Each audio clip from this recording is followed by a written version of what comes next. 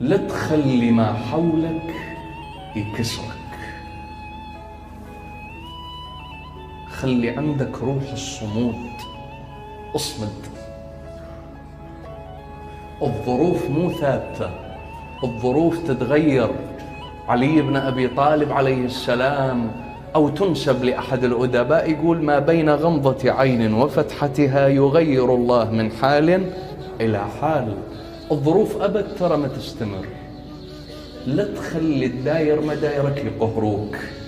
ابني بنتي، صيروا أحرار.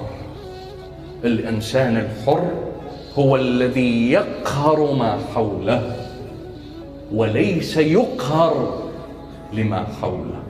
الله، هذا هو الحر. بل الحسين ما سمح لما حوله أن يقهر